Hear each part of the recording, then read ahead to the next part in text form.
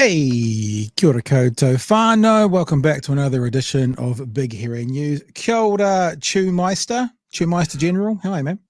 How you doing, Pat? How you doing, little buddy? How you doing, wee fella? It's the end of a long week for me. Hey, how you doing, little otter? How are you? You good? Yeah. Oh, have you heard that? Have you heard that on the otter? Who's told you that? You told me that. Or did I tell you that? Oh, okay. Conversation. That's right. See, this is what I mean. My whole brain is fried this week. Hey, good to be with you. Lots of stuff going on in life at the moment. I've got a little procedure tomorrow morning that I need to be up for at 6:30. So I've got 2 hours work to do after the show tonight, and then be up early tomorrow morning. So we're not going to rush off out of here super quick, but just so you know, we're not going to do a Discord tonight because I need to be ready as early as possible. And Chewy's a little bit tired. He wants to go none-eyes. Hey, look, before we do this, I wanted to say a huge thanks to our patrons. Had some new people sign up today. I'm going to update the credits once a week because it's a lot harder to update the credits that we play at the end than it is just to do with those ones. So if you've joined on board this week, a huge thank you to you.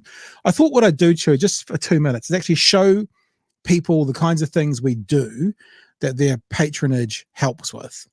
So I signed up to a new, because we do this all ourselves, we've added things on as we've been going through. We just started doing this, and then we added a Facebook page, and then we turned it into an audio podcast. So we've been adding things in.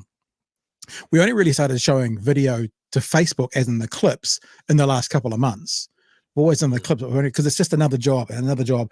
And I just started this week, Chew, I don't know if you're aware of this, I started doing shorts on Facebook for the first time this week. Oh, yes. Yeah. Yeah, and it's going kind of cool. It's quite nice. But I realized if we're going to do shorts on YouTube, we kind of need them to work properly. So I just signed up to this website today. And this website is $50 a month. Now, I'm telling you this because this is the kind of thing that patrons help us out with. And the cool thing about this, I won't play the audio, is the reason I signed up here. Watch this, Chewy. See, it's AI. It does all the little graphics for you and that. And you can change them. We can make it like that. Or we can make it like that. So this is what I've just signed up to. And I wanted to show people literally, if you're in the audio podcast, we're looking at a website called Submagic, which is obviously so you can do all sorts of different sort of things, and it helps make your shorts in particular flasher and nicer. So that's something I did see that pop up today, and I was like, oh, that looks very fancy. You kind of stretching your creative wings there.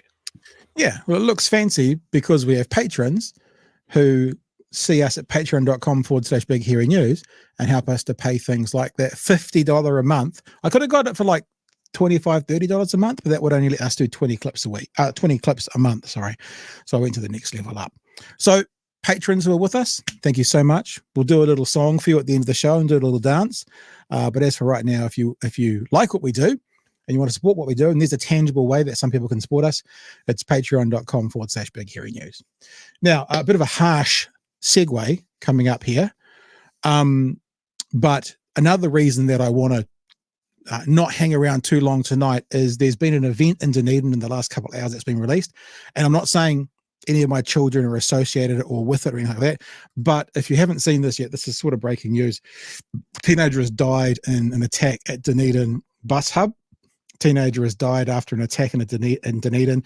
The incident took place at a bus hub on Great King Street. A teenage male has been taken into custody and will appear in court on Friday. 16 years old, appears there was a stabbing. Stuff understands it to be a stabbing, and has died in Dunedin Hospital. I've got a about to turn 15-year-old who goes to that bus hub from time to time, and as you can expect at the moment, there are conversations flying around teenage cell phones. I've been talking to my kids right up until I actually just came onto here. How are you? Look after each other tomorrow, because people who know people who know people.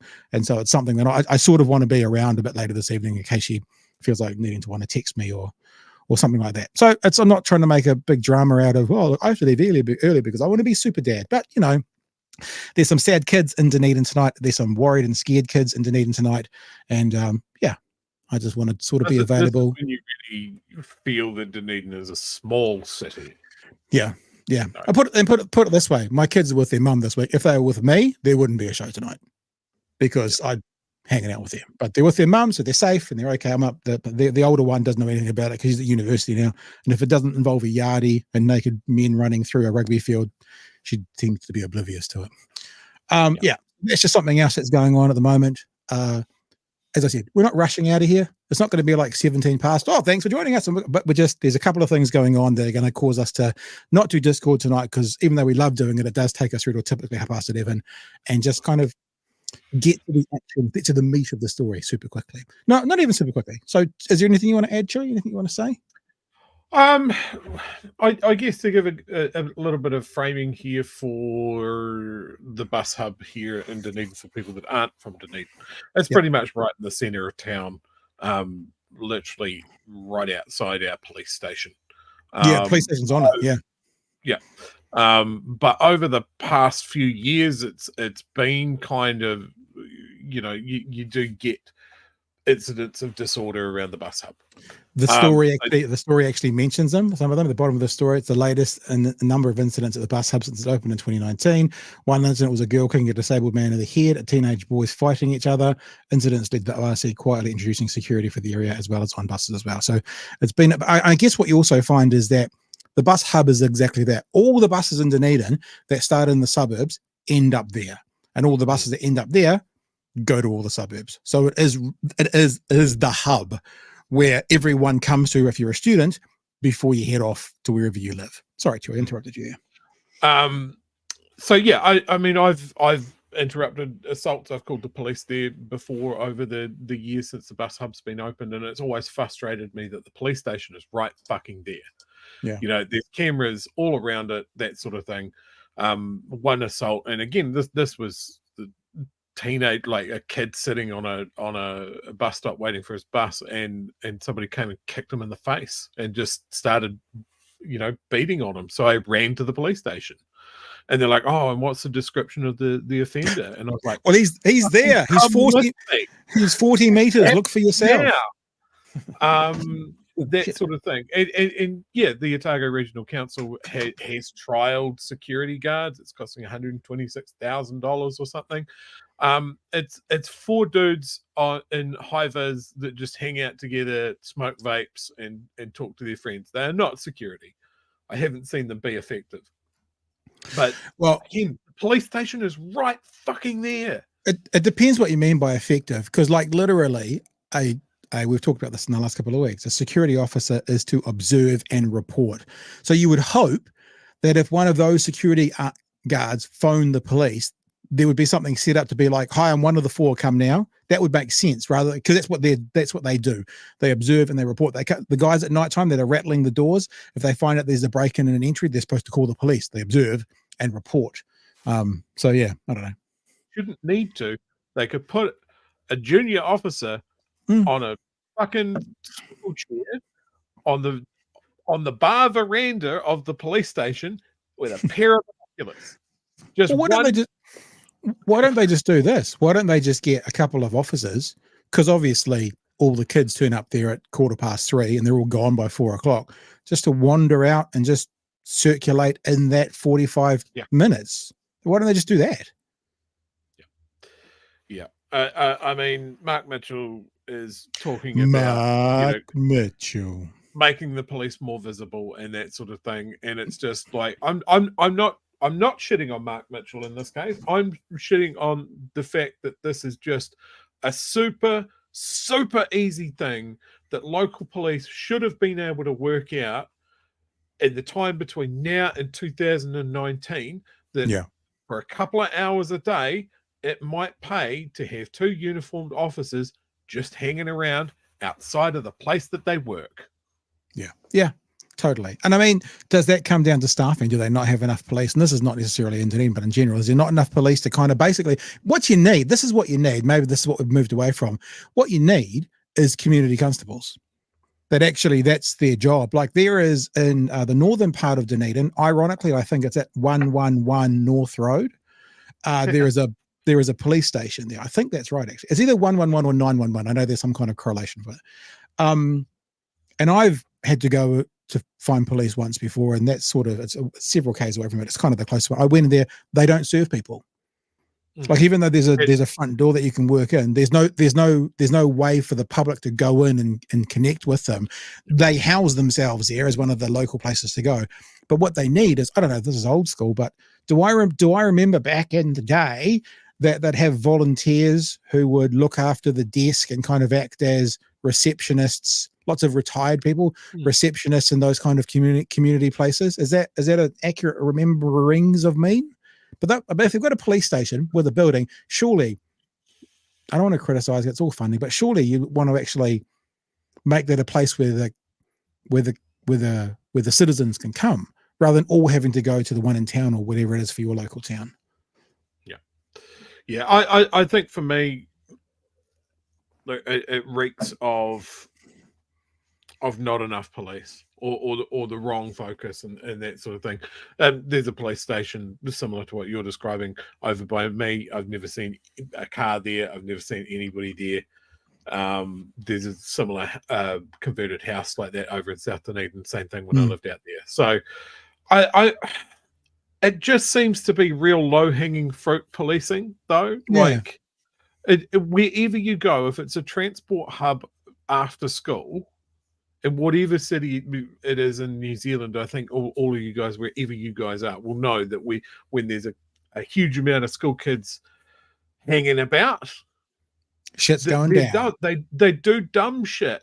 Yeah. And in this case, the dumb shit has escalated to the point where one of them's been killed. And it's just like, how much would it take just to have officers out there? It's a terrifying thought. What's going to be the fallout of this? Like, kids will be amped up. I know they've caught the kid that did it, but he'll have friends. The kid who died will have friends. It's rough. Yeah, and they already know that this is what I'm saying about being a bit gentle with my kids at the moment. They know who did it. Like, my nearly 15-year-old is already messaging me saying who it was. They know, and obviously that won't come out. Obviously, I'm not going to say anything here, and that won't come out in the press for a long time. But in fact, it may never come out in the press because it's the youth courts. But yeah, it's scary. You were just talking about where all the sleep. I just can't imagine being the father of teenagers. For a ridiculous reason like this, one night all of a sudden your teenager doesn't come home. You imagine that family right now, the mum, the dad, however their family makeup is, like as we're speaking right now, are probably at the hospital trying to figure out what to do next with their recently passed 16-year-old. It's unfathomable. It's an unfathomable thought. And I know we don't say thoughts and prayers, apparently, but look, whatever you do say, universe and wishes and good thoughts and good vibes and aroha and heartfelt love going out to people. I'm not quite sure how to segue out of this. We have to go to something more depressing to segue out of this. So should we talk about people getting kicked out of or not being able to buy their first homes? Do I need to bring in our emotional support shiny fella? That's not being too flippant after just that conversation we've had, is it? No, you do have to just transition, though, don't you? Okay, let's just transition. And let's transition with the conversation. It's a bad conversation. I'm sorry, I'm going to tell you that.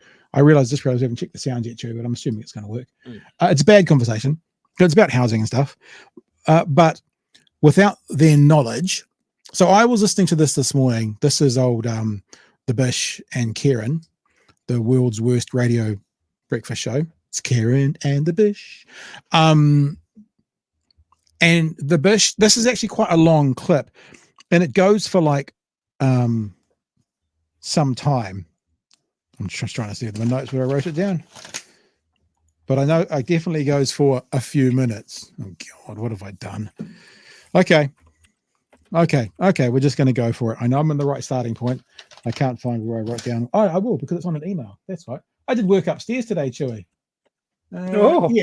It goes for like 6.5 minutes. It goes to 7. I'm going to write it down so I don't have to look again. 7:17. So we may not get through all of it because that's quite a long time for us to watch something like 7 minutes or 6.5 minutes. But the reason was it went from one salient point to another salient point to another salient point. And there was one particularly salient point. It was a bad point that Bish made in the middle. talking about how not many people would miss out on getting a home. That I think we need to delve into a bit deeper. I thought about it this afternoon, and I think we just need to go a bit deeper on that, because the question is, of those not many people who are going to miss out, what demographic are they? The ones who are going to miss out, even though it's not many. Who are the ones that are going to miss out? So let's have a look at the conversation this morning. Daniel Faitaua talking to It's Karen and the Bish about housing and getting rid of the first home buyers grant. And if I'm honest, that's how people are feeling. You've really killed home ownership for them. What's your That's just gentle in there. You've killed, it's dead. response? Well, respectfully, I haven't killed home ownership. The first home grant, on average, provides $5,000 towards a deposit. So it brings forward people's purchasing of a home, but in the vast bulk of cases, it doesn't actually make the difference. It's $5,000. If you look at what a deposit is, a 20% deposit on your average house, $5,000, yep, does it make a difference? Of course it does. Would people rather have $5,000 or up to $10,000? Of course they would, and I fully acknowledge that. But I think it's a bit of a stretch to say we are killing home ownership, and there's been a bit of quite extreme rhetoric. He is minimising that to just a ridiculous degree. Yeah, well, ironically, he said right at the start what we're going to go into. I've written it down over here. It says, for the vast bulk of cases, it won't matter. And that's true, right? For the vast bulk of cases, it will not matter. But for the ones it will matter to, they're the ones that need it the most. Remember, we talked about this last night, and we were like, oh, they're not going to vote for you. And Chew, you're a bit like, I don't know, National Party, they won't be very happy about their kids not getting this. And I'm like, those are more likely to be able to find money elsewhere. Mum and dad will be able to help out, uncle, grandparents, whatever, will be able to help out. That's how it rolls. Whereas the vulnerable and the lower socioeconomic ones are the ones that will be hit by it. And just completely coincidentally, over on TV3 tonight, so remember, this is Bush's position. The vast bulk of cases, it won't matter. Well, here's one where it does.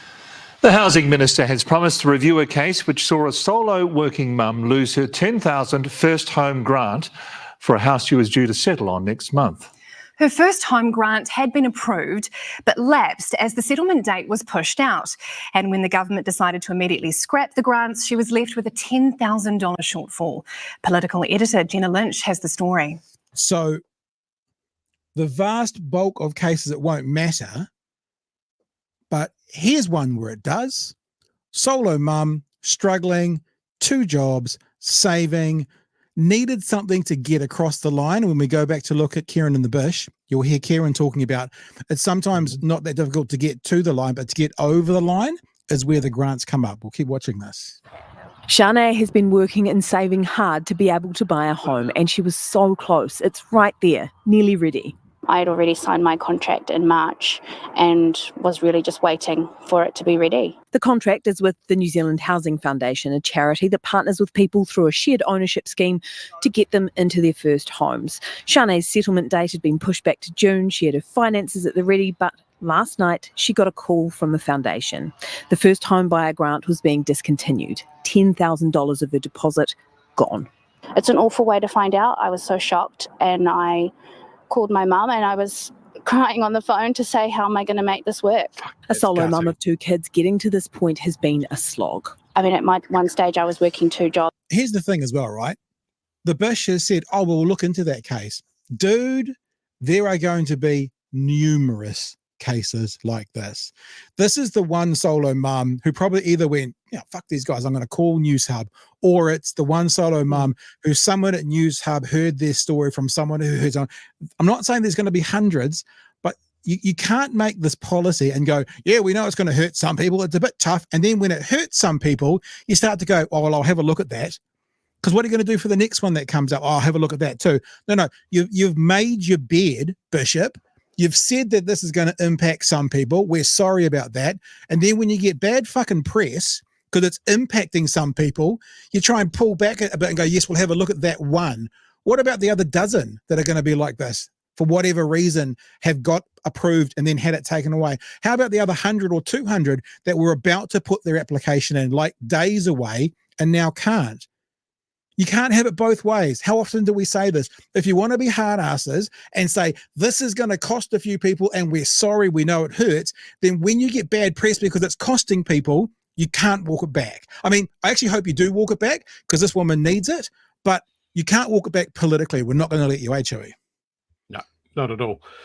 Remember, $178,000, really easy to overlook. $57,000 on a new office. You know, that's like just part and parcel. It's work that needs doing.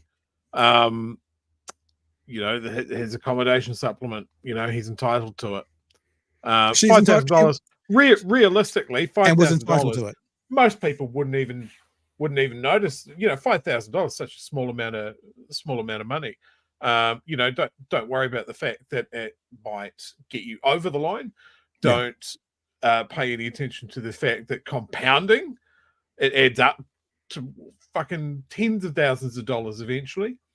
Ignore how much that money grows in capital gains when someone's asset grows and matures. Yeah. Just ignore the fact that this would be someone's first major asset that is so key to everyone's retirement, when we know that these same guys want to move when we retire, change how we access super, because they're all sorted. Don't you worry about them. But these people will be renting until they retire. Will be renting in their retirement. It's going to be a fucking disaster. Yep. All right. This has got about 30 seconds, and then we'll go back and see Kieran in the bush. To get rid of debt. I've always been a worker. I've been studying as a solo parent, and it's been a 3 to 4 year plan to get to this point, and it's awful to have this now potentially be ripped away. She simply didn't see it coming, and no one did. Christopher Luxon told News Hub on the election We're not letting this go either, Luxon. campaign he wouldn't do it. Would you abolish first home grant? No. But now, Well, we have to make some tough choices. Is this a broken promise? 100. And remember what we said last night, and I put this out as a clip today, we have to make some tough choices.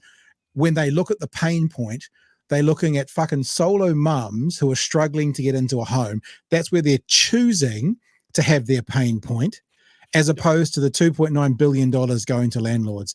So they could take that 2.9 to 2.65 billion and they could fund this fully, because it's $250 million over 4 years. So they could fund this and still give landlords 2.65 billion. But no.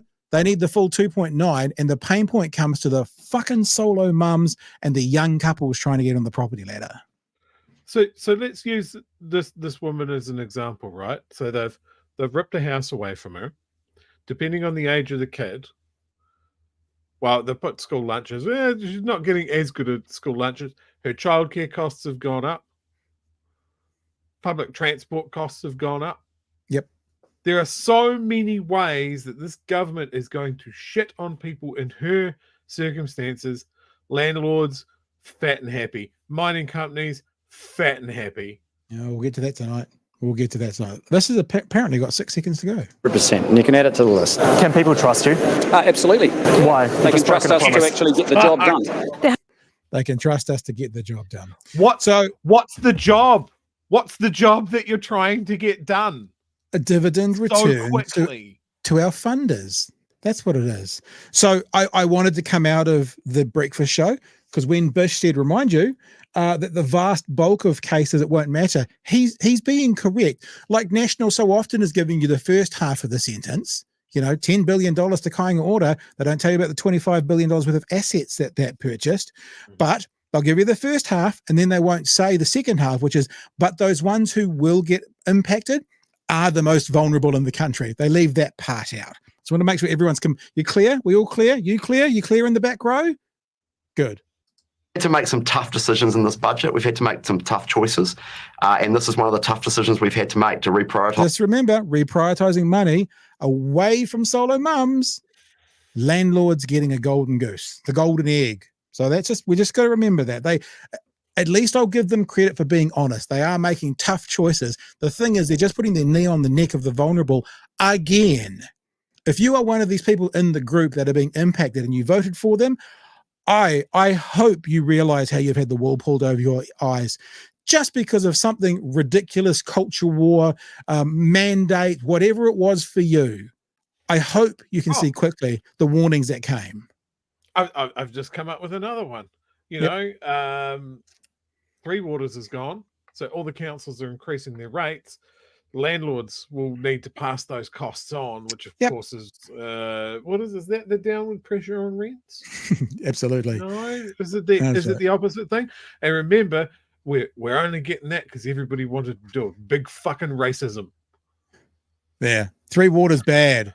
Three Waters bad. I'm going to vote national. What do you mean? What do you mean? All these things that they didn't promise us, all the things that they did promise us, they didn't. What do you mean? Yeah. Welcome to the real world.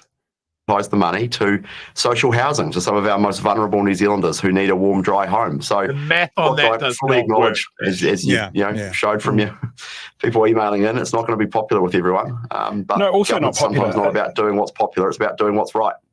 And I get that. That line there, I think we should clip. It's not about doing what's popular; it's what's doing what's right, because this isn't what's right. But if they're going to use that as a catch cry for this, I'm sure there's going to be times in the future where they're going to do what they think is popular. No, like a referendum, for example, and not what's right. But in this instance, it works for them, he thinks, and so they use it.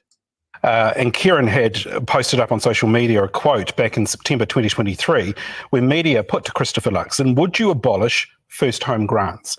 And Christopher Luxon responded, no. So what has changed?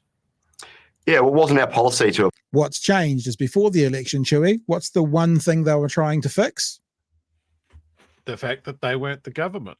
So what's changed is now they're the government and they don't have to abide by them. Yep. So in other words, the one problem they were trying to save to fix pre-election, they have fixed, and that's what's changed. So now they can do whatever they want. Abolish first home grants, but we've had to make some tough decisions in this budget, and we've got to fill in the gap in housing funding around social housings and reprioritise the expenditure. So as I say, tough decisions. It's a good thing. I mean, I praise that's great, but could we not have both? Yes, is the answer. Well, government is about choices. Yes is the answer. This is a very tough budget to deliver. And when you look at what the first home grant delivers. Again, he's right. Government's about choices. Landlords over solo mums trying to get onto the property ladder. Look, let's agree and credit. He may not want to word it like that, but he's right. They're making choices. They're making choices for landlords, multiple property owners, lots of people within the National Party themselves over solo mums trying to buy their first home. Easy choices. For the bang for buck, I think most reasonable people would say, yep, actually putting the money into social housing is a more important use of that money. That's not Kieran, what you're doing. What's going through your mind? He's seething. I lost sleep over this last night. I was lying in bed and I was thinking about it because just like you, I've been receiving emails from people that are saying that now they won't be able to meet their deposit. They're not making this up. This has hurt their plans, and these plans have been years in the making. And when you're saving for a deposit, you don't start thinking about it at the end of the process. You start thinking about it at the start, and you bank things in like your KiwiSaver and the first home grant. Get him. And you make decisions at elections based on promises that people make. And when Christopher Luxon says they're not going to scrap the home loan grant, that's a guarantee to New Zealanders that they've now walked back on. It's a broken promise and it's hurt people. It means that it will delay their chance of buying a home at least by a year. And if house prices go up more than wages go up or their ability to save, then it'll be longer. And any tax cuts. Oh, preach, Karen. So let's spell that out for you in case there's one person at the back with their thumb up their nose who doesn't quite get it. So to save up the $5,000 is $100 a week. Most of these people who need it can't do that anyway, right? But let's just say they could. So they've waited for another year. They've saved another $5,000. In that period, the house they were going to buy has gone up by $80,000. And so now they still can't get the 10% deposit through. So it's not just about the right now. It's about the what won't be able to be done in 12 months from now because they haven't saved enough to stay at that 10% mark, and on and on and on. And this is obviously a bedbug for Kieran because he talked to us about it, and he is just on point. What's that meme from The Simpsons? Stop hitting him! He's already dead. they get from the budget won't compensate for the fact that they are, in some cases, they've lost their chance of thousands of dollars, which would get them over the line. And anybody that's had to save for a home knows that getting to the line, they can do, but getting over the line, given all the different circumstances that have to be considered and them being able to put a deposit, that's the hard bit. And that's why this home loan grant was so important to these people, and now it's gone. And I think it was a cynical move, because to present it as we're reprioritising money into social houses, and of course we've always advocated for funding of social houses. We've been asking the government to do that for 7 months because community housing providers have been cancelling projects because of that funding uncertainty. But we're clear on that, just in case you missed Kieran with us on Monday. So the government's not giving these social housing organisations a certainty but past 2025. So some of these social housing groups are actually stopping building and stopping their future plans because the current government is not giving them certainty around funding. So they're saying, we want to work outside Kāinga Ora. We want these agencies and charities to be doing it for us, but then they're not actually giving them the certainty they need to be able to do it for them. So they're actually saying one thing that they're going to do, the charities and the entities that they say are going to do the work are saying, but you haven't helped us. We can't do it unless you give us X, and they're giving them snot or something like that. Just to make that perfectly clear. the level of funding for social housing compared to the previous years of funding has gone down. So that's been hit, and first home owners have been hit. But I tell you what hasn't been hit, that's the $2.9 billion tax cut to landlords. Yeah. If Chris is talking about tough decisions, why not take some of that and fund both? Chris, answer that one.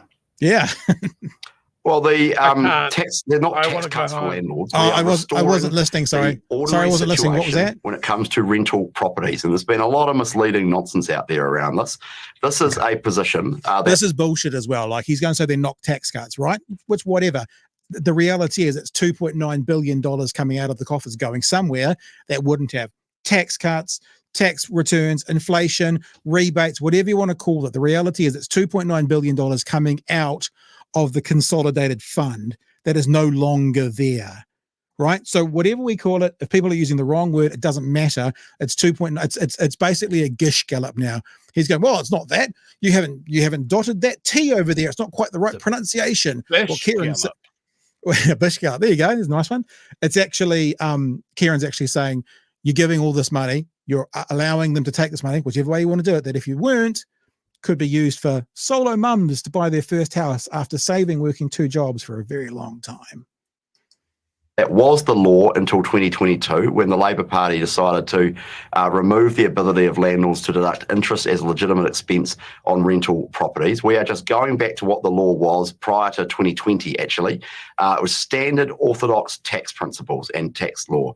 And we've made some tough decisions in this budget around social housing. I fully acknowledge some of what Kieran is saying. He's completely right. It will hurt some people in the sense that they will have to wait longer, but we're retaining the first home loan scheme, which allows people to pull together a 5% deposit, and it's essentially mortgage insurance on the balance between the 5 and the 20%. That's underwritten by the government. That scheme, we are retaining. That helped 3,500 New Zealanders into a first home last year. So there is still support out there. The ultimate answer to all of this, and I suspect Kieran wouldn't disagree on this, the ultimate answer is to make housing more affordable. First home grant, $5,000 on average. Yep, of course, people. And again, Kieran, just the hits keep on coming. So Bish now is saying, right, this is the answer. Rather than the first home buyers grant, the answer is making housing more affordable. Kieran knocks this one out of the park. We're not going to say no to it if it's there. But actually, it's a very small percentage of the overall deposit that people have to pull together, and it's a very small percentage of the overall house price.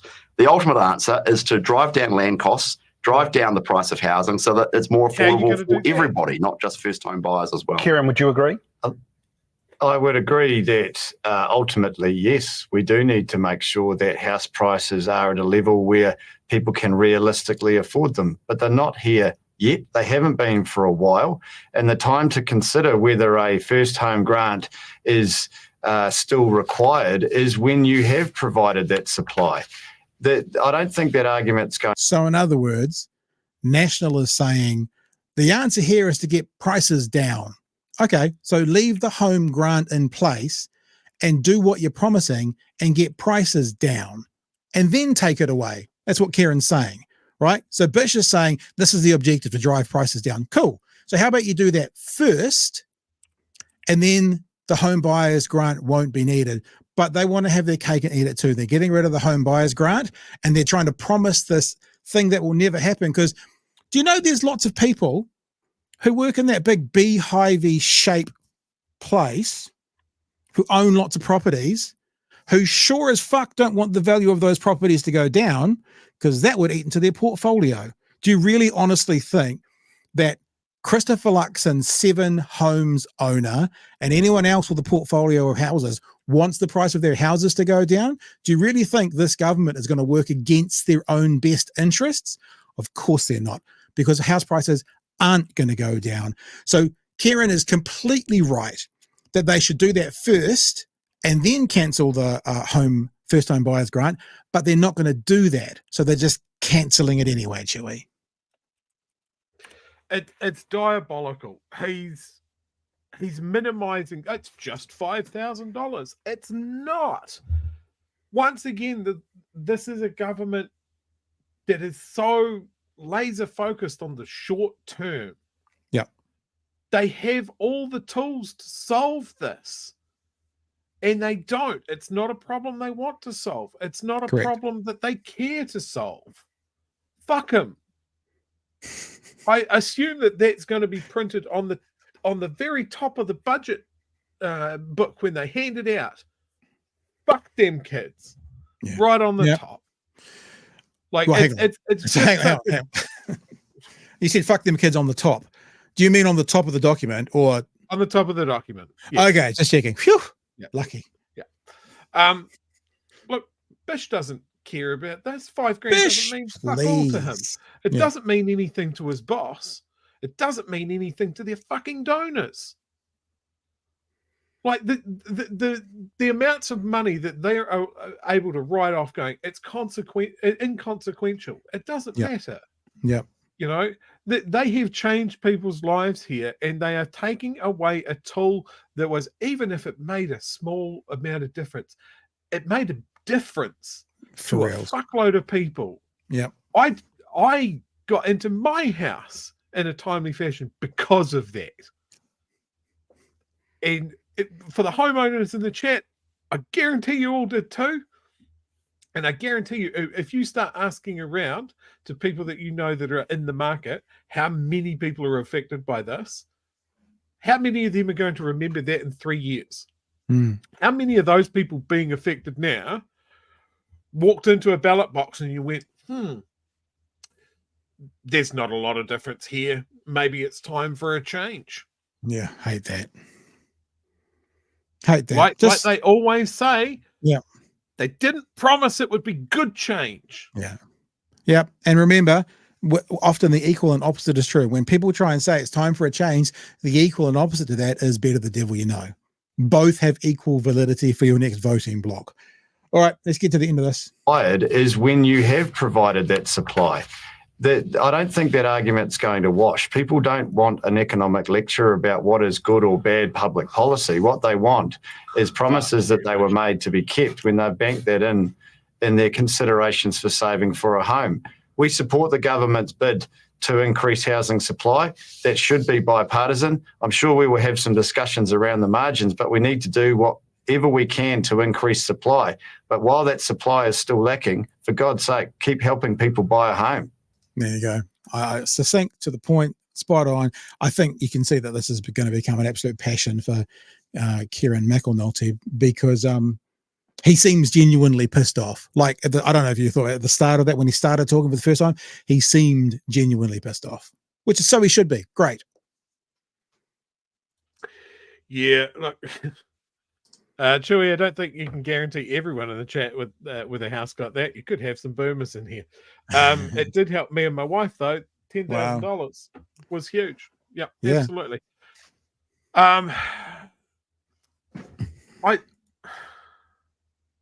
Every time these guys do something, I'm flabbergasted. I'm stunned.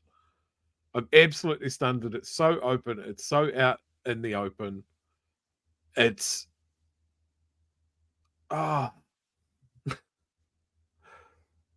it's just so painful to watch that we had 2 terms of relatively cautious government. You know, they weren't making huge changes. They were being very considerate. Look, that was a criticism that I have of Labour, is that they were being sometimes too slow. Yeah, too do more. Too looking at both sides of the coin and that sort of thing. Pleasing everyone. Because they didn't want to be seen as what the other side says that they are. And then the moment they're out, the other side comes in and just really wants to shout from the rooftops, we're exactly what they said we were. Fuck you all. We're going to do this, and we're going to do it so quick, it's going to cause generational harm. And even if you get us out the door in a year, it's going to take a full term, maybe 2, for anybody to undo this. It's something I want to talk about when we get to the Forest and Bird conversation tonight, which we will do. Before we do that, though, Kiwi Bird, I just bought a Patreon membership. I'm enjoying my white grimace. Kiwi Bird for $5. Thank you. Mr. Arvids says, Oliver, fart smell a shiny fella, Plunkett. Okay. Kooky has said, has anyone noticed Kieran's in the news more than Chippy? Yeah, I think this is the start of the transition. I'm interested whether it's an overt one, like have they talked about this within caucus, that this is the plan, or I wonder if Kieran's just making himself more available because he's feeling it. Yeah. Now you've just talked about, them saying we this, we that.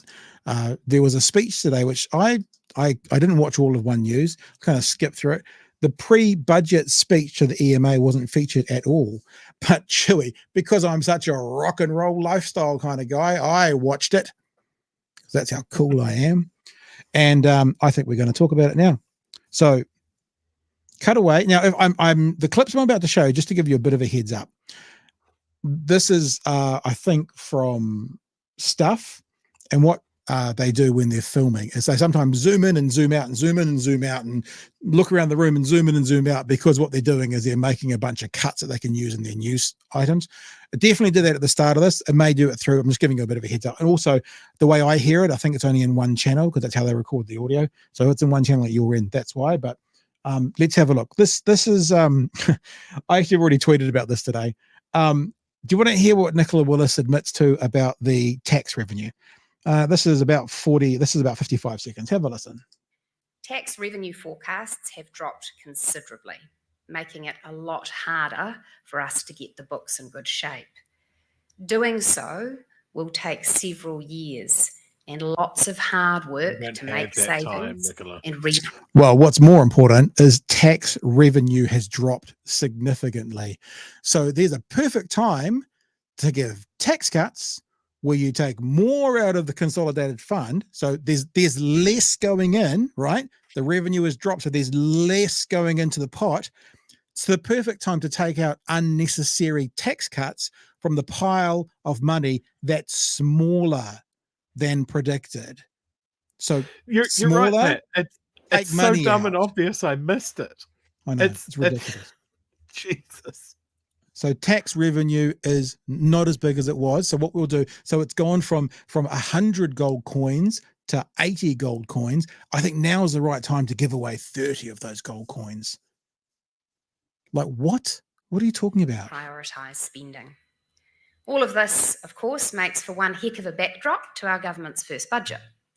And my sense is that New Zealanders are realistic about the task our government faces. So what that means, what that means is don't expect too much, people.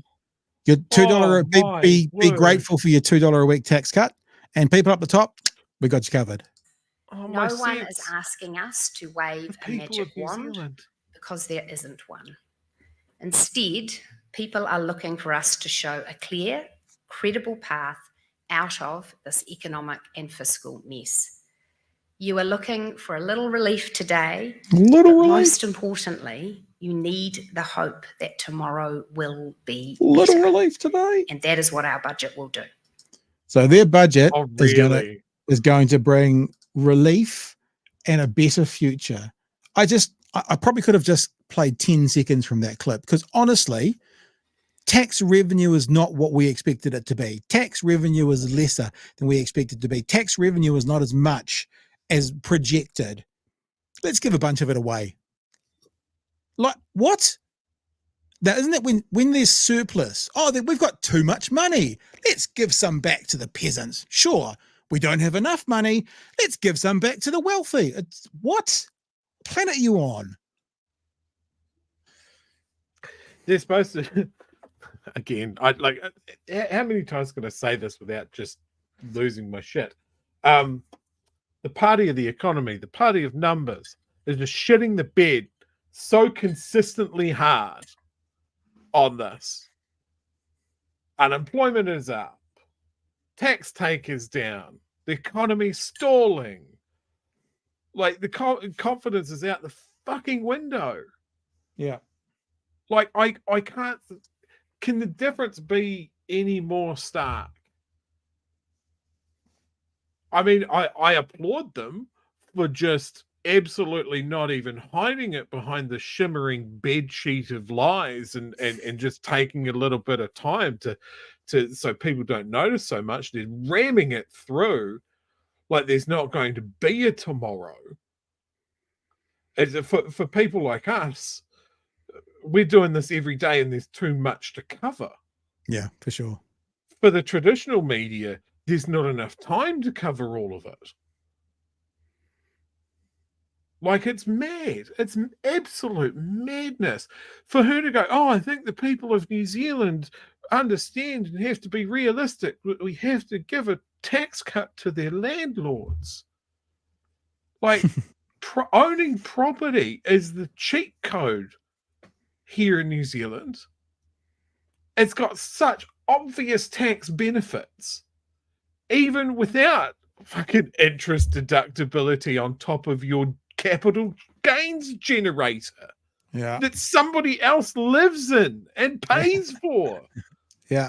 It's obscene that they think that the person that owns that asset that produces nothing deserves a handout. They produce nothing. One of the big criticisms of our economy is it's non-productive. We cruise on the dairy sector. We put literally all of our eggs in one basket as far as our production, our GDP. Everything else is just shuffling 100-year-old villas between portfolio and portfolio and going, oh, look, aren't we doing well? It is a house of cards. It is a house of cards that will fall at some stage. And you know what? Nicola Willis, in her pre-budget speech, one of her pre-budget speech, actually revealed a bit of the house of cards. Because do you know what she also then does? This is the preemptive strike. She talks about borrowing, how the government has to borrow because there is a structural deficit, but that's just fancy words. It means we're just borrowing for groceries. Or I could do the voice again. We do that one? We're just borrowing for groceries. But of course, it means, once again, just the same as the tax take going into a pot, that borrowing is because there's money going out of the pot to places like tax cuts, interest deductibility for landlords. If those things weren't going out of the pot, then we wouldn't be having to borrow for groceries. Let's hear her say it herself. The Treasury estimates a structural operating deficit of around 1.5% of GDP in the current financial year. Structural deficit is a technical term. Yeah, ignore it. Just ignore that. I'll give it to you in mum language. I've already tuned out. There's no way I can understand what structural something or other. Just I've stopped listening. Don't just ignore it. It doesn't mean much. More colloquially, New Zealand is paying for the groceries, and we are borrowing to do that. New Zealand is borrowing to pay for the groceries. She fucked it up so often she had to say it 3 times to make sure that when they clip it, it'll be It'll be done out like she wants it. So we already knew this, but once again, they're borrowing to cover some what they call day-to-day costs of running the government. Would they have to borrow anything if they weren't doing interest deductibility or tax cuts? The answer is no. So fuck you. They're borrowing for tax cuts. They're borrowing to enable tax cuts.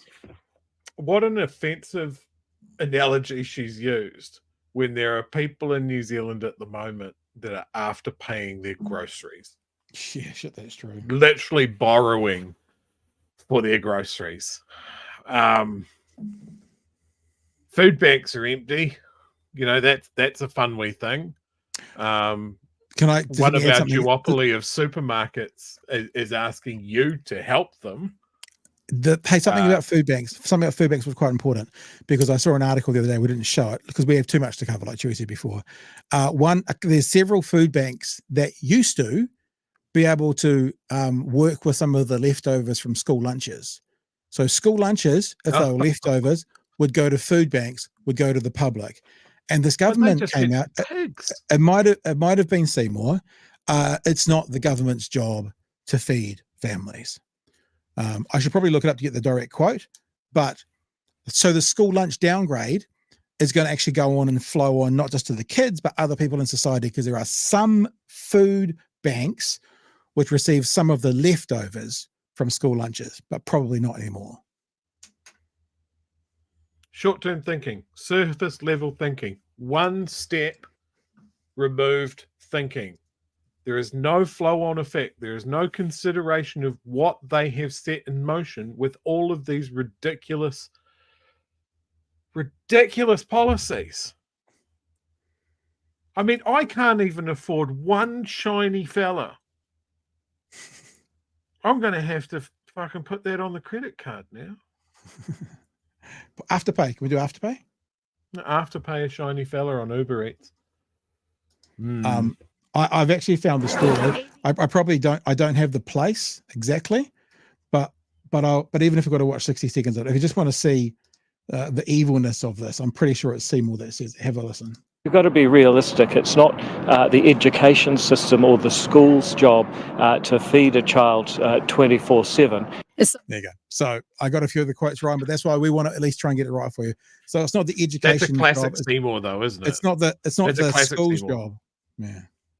No, it's not the school's job. But also, then we take it to a ridiculous. It's not the school's job to feed a child 24/7. Yeah. No, nobody. Not there's not a single person fucking saying that, Seymour, you idiot. They're saying maybe a breakfast, definitely a lunch, definitely a benefit. Many schools, many education systems do the same thing. We are a country that apparently produces enough food for 40 million people, and we can't feed our own fucking kids. Yeah. I want to stuff him into his own suit jacket. Fold him up like a pretzel. We've played that kind of out of context. I think he was referencing the idea about it going to food banks. That would be the 24/7. So we feed the kids at school, and then we feed them at home from food banks. But what he's actually missed in the situation that makes him sound like the evil villain is there are some people who require food at school and then food from a food bank to survive. But he's either seen it clearly and doesn't give a shit, or he's missed what an evil, vindictive arsehole he sounds like by acknowledging that. You can pick which one you think it is. This country shouldn't have hungry people. Shouldn't have hungry people at all. That's a bottom line. And like, if that's too just out there Marxism, garage Marxist for you, how about this one? We amend it. We should not, in this country that produces so much food and has so many farmers that want us to know, hey, look, if there's no farmers, there's no food. We should not have hungry kids. There should not be a single child in this country that has an empty belly. 100%. Why is that? Why is that revolutionary? Oh, so you're a socialist, communist, socialist, Marxist, any other rest I want to throw at you? Never works. Never. It works. Sounds great in theory to have not hungry kids at school. Yeah, go on. Let's just go down. I think free market. Hey, look, we've got a perfect segue because the solution here. It's easy. We just open up all the mines and send those hungry kids down them. Ba-boom. two birds. Everybody knows. Two native birds with one stone covered in oil. Nice, easy. Everybody knows that the children crave their time in the mines. Yeah, they grow up to have hair on their chest, all of them. Hey, let's get into this now, shall we? Because I want to ask a superly simple question, which is, if this government can fast track putting things into legislation, can the next government fast track taking them out? If this government puts these things in place with no consultation and be damned the rules, can the next government just come in and go, hey, by the way, we're cancelling your contract effective immediately today? Like those solo mums got no notice. Then you, company XY, no notice either. And I just wonder if there's a selling point there for perhaps a left-leaning government to start promising, we will undo this. Here's our 100-day plan. Undo everything that National did, which was undemocratic, and then we'll start again. Just a thought, Chewy, just thinking out loud. Let's see what's happening over on the west coast of New Zealand. In the small town of Blackball on the west coast, people gathered from both sides of the mining argument. And just say use and just bulldoze straight over them. There was an immediate standoff. How many are from the coast? Yeah. None of them. Living up, yeah. Bugger all, possibly. Local workers in their high-vis moving in to block out the critics. The scene symbolic of the wider debate on mining that the minister isn't shying away from.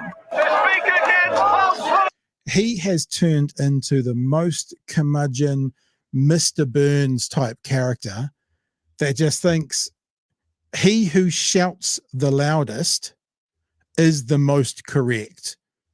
He who uses 3, 4, 5 syllable words, half of which are made up, versus 1 or 2 syllable words, is always the more dominant, more intelligent.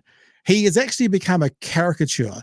If you were making a movie with an evil politician, Shane Jones is your actual example of that. Look up the dictionary. There's a picture of him there beside the word evil politician.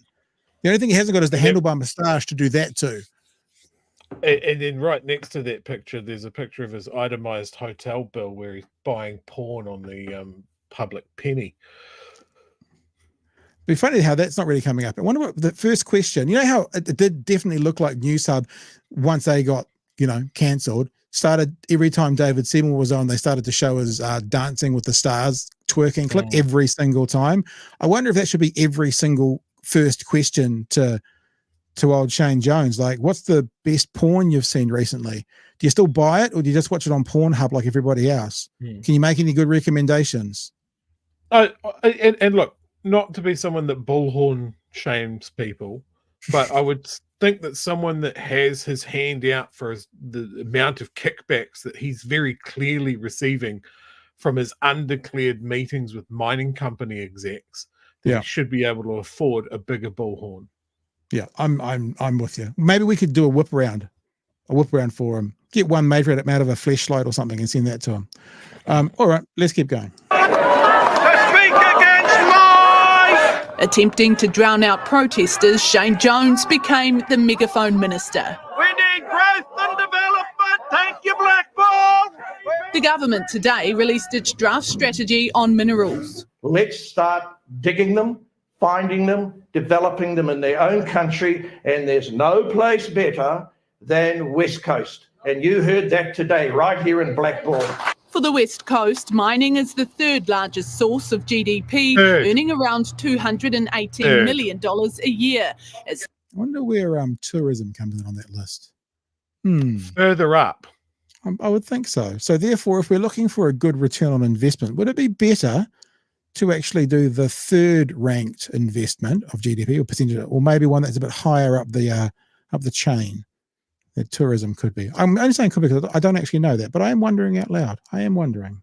Locals packed out the hall. Their history with mining was clear. Patrick Phelps's parents and grandparents were all gold miners. I can understand why people. Yeah, but look what happens to you. You turn into lurch if you've got that much kind of coal in your lungs and stuff. That's not good. Good. Gollum. better. Oh, my precious. It's perfect, actually. Going for the gold, yeah. Don't like the idea. You know, if you've seen James Cameron's Avatar, you don't like seeing yellow machinery going through green bush. I get that. As the government floats the idea of possibly 10 significant mines, it's argued a sense of proportion is needed. There's 8 or close to 9 million hectares of conservation land in New Zealand. Only 4 hectares out of every 10,000 has been mined in the last 30 years. So the impact is very, very small. We're just going down the wrong track, not the fast track. The fast track is just going to be a fast track to environmental destruction. For local workers, mining is also the highest paying sector, a drawcard for many who would otherwise head to Australia. If we want a revenue-based economy, a mixed economy, then Kiwis need to stand up and say, yes, we do want mining. The current global market has gold at record price levels, with coal in demand too. The coal that New Zealand sends overseas is used for steel production, and as you've got developing countries like India and even China, you know, building more and more infrastructure, they're going to need more and more steel for more and more buildings. Demand the government is keen for New Zealand to help supply. Mikey Sherman. Cosplaying. Yeah, the cosplaying is about right too, like someone who's ever done a day's work in his life. All right, so yeah, I said caricature before, but it just absolutely seems to be someone's given Shane Jones a book on how to be an 18th century politician talking to peasants, and he's just doing it word for word all the way through. It's bizarre. I said this on social media earlier today. Shane Jones is corrupt. There is so much corruption going out. It's like he has shrugged off the report that he had undeclared dinner meetings with mining execs around the FastTrack bill. The amount of companies that are really very keen for the FastTrack bill donated record amounts of money to National Party candidates, to New Zealand First candidates, to ACT candidates. The candidate that we were talking about that fucking lost $178,000 down the back of his couch. A big chunk of that money was from a mining company. Yeah. Like, why is this sliding out of the news cycle? How corrupt these people are. Shane Jones barely hides it. Last time round, he had his fists in the money pot for the racing industry. He's got his fists in the money pot for the fishing industry. He's got his fists in the money pot for the mining industry. They're going to bulldoze a renewable resource that brings people to this country to dig fucking coal out of the ground, for Christ's sake. Yeah. They talk about China's steel mills. China's building electric steel mills. We're supposed to be building an electric steel mill. You know, it's short-term thinking. It's even worse than short-term thinking, because it would have been short-term thinking in the 80s. It's suicidal thinking now. Yeah. I'm hearing you. And on that note, there is some talk in the chat about this story. We are not talking about that tonight. Obviously, for those of you who are long-time viewers or listeners, you will know that Paul has been on 2, 3, 4 times maybe, and she's been on one of my other podcasts at least 2 or 3 times. She can definitely. She's actually might be the one that gets that jacket first, bro. And I've sent her a message to come have a chat with us. I didn't know about the story until after I'd prepped for the show. So, you know, if I can get her in the next couple of days, I might just have a chat with her, or if not, best case scenario is I'm going to see if maybe we can get her live on Monday. We'll see. No promises, but to acknowledge those people who are asking about it. Yes, we've seen it. Yes, we will do something on it. No, we will not do something on it today. Mr. Arvids says, Nats think groceries equal tax cuts. Thank you for your super chat. Gold says, I heard that Seymour wouldn't even be useful for making a good soup. Not entirely. You mean him in the soup or stew? Anyway, don't know. And because we need to know about this every single day, just so everybody knows, there is talk in Lower Hutt that if the FastTrack bill passes, the construction for the Cross Valley Link, which is scheduled for 2028, means that construction can start much earlier, and it is worrying a lot of people. from Mr. Alex. Thank you very much for your generous super chat. Is there anything else in the chat you'd like to get to, Chewy? What I did have? Did I have something? Did I have something? No. Oh, Citizen mentioned something. Citizen Gold says, I was looking at Trade Me Property when it was announced. I'm in my 50s. I'm running out of years unless I want to work until I die. Dude. Cheers, National Act New Zealand First. Yeah, and like I was talking to my colleagues at work today, and like my example is that both of my parents rent in their retirement. You know, my mum's still kind of working, my dad isn't. And I just see what a pointless example that is. It's very scary for me personally, that they're spending money that would go a lot further if they had an asset. But also from this government's really keen on value for money.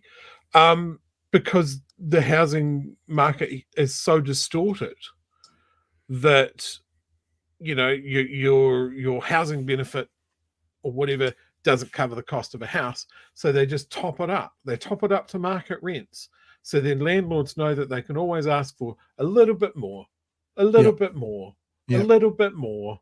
You know, the government knows that it can't have old people dying in the streets too much. A little bit, but not too much. So they just keep on topping it up. So it's a direct money funnel from public coffers to private landlords. This country needs to go on a house building binge. You mean like Labour did? The most state houses since the 1950s. You mean kind of like that? Yes, kind of. But for like a longer period of time. So like longer than a lot of houses. Longer than when just the left is running the country. Yes, seems to be the case. for a longer period of time. That would have flow-on effects because, you know, economics 101. If you increase supply, you reduce cost. 101. Maybe Nicola missed that when she was studying literature.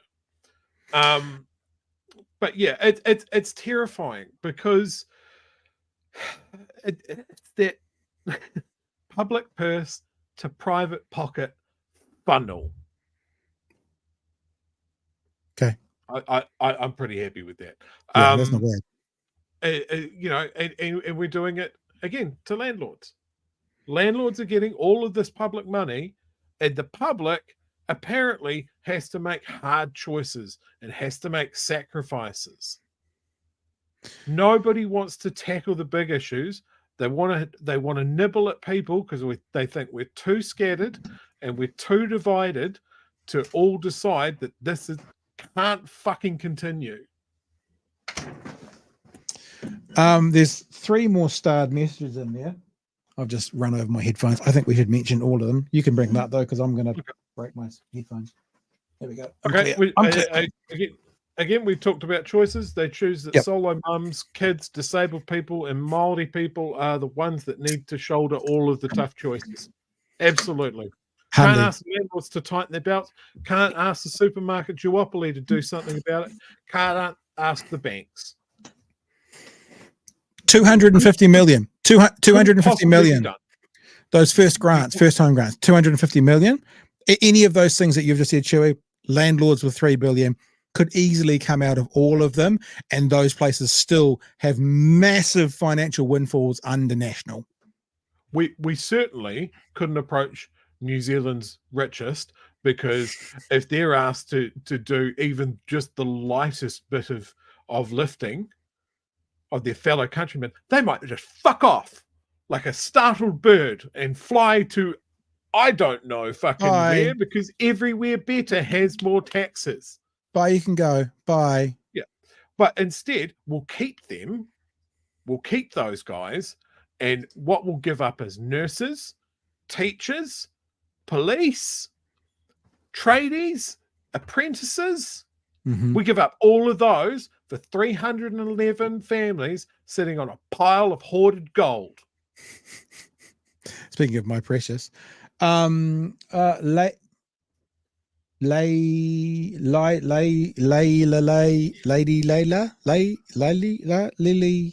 Lila. I think I nailed it the last time. A solo mother owning. I apologize. I'm dyslexic. I'll just blame that. It's not why I did it this time, but I blame that. A solo mother owning a house will literally lift children out of poverty. It did for my mother in the 80s when they let solo parents buy houses on the benefit. Yeah. Perfect retort. And I should be ashamed of myself for muddling your name. That's how good that point was. JK just saying says GDP down, tax revenue down, unemployment up, debt up, national better managers of the economy. Hashtag yeah, right. And good time to give tax. How do we keep forgetting this lesson?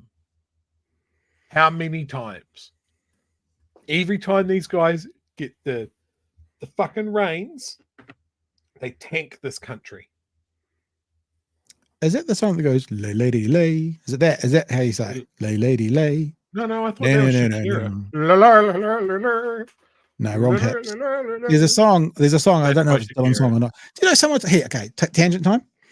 I've got a mate who works in podcasting. He makes a lot of podcasts for mainstream media. He said he found a little out somewhere the other day where you can pay a couple of $100 a year and you're allowed to use mainstream music on your podcasts.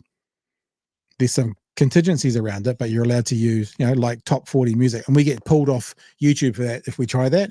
But that would be kind of cool. I'm just thinking it because if it is that song, lay lady lay, if that's how it goes. I'm just trying to see if it was. Yeah, that's it. Okay, all right. So there you go. I actually sung your name in the end, so I think I've just made up for butchering it that many times.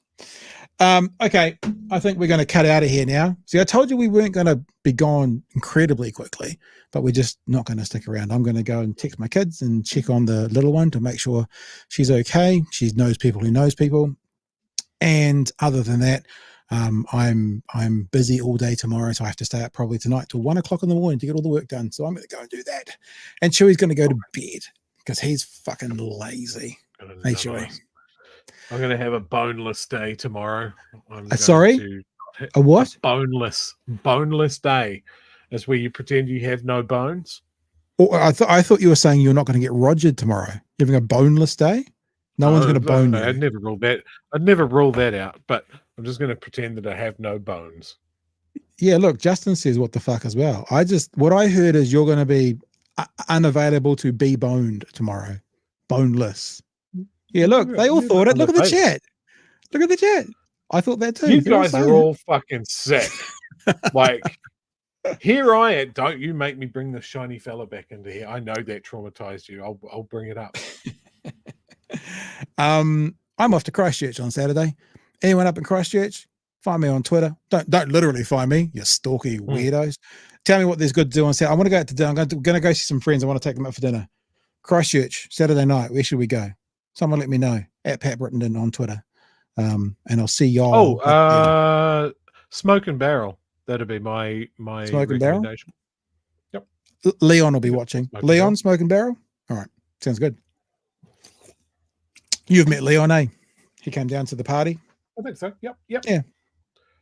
All right, team. I'll see you Christchurch. See you Saturday night, Christchurch. And everyone else, thank you for it's been a really good week. We've had a guest every day.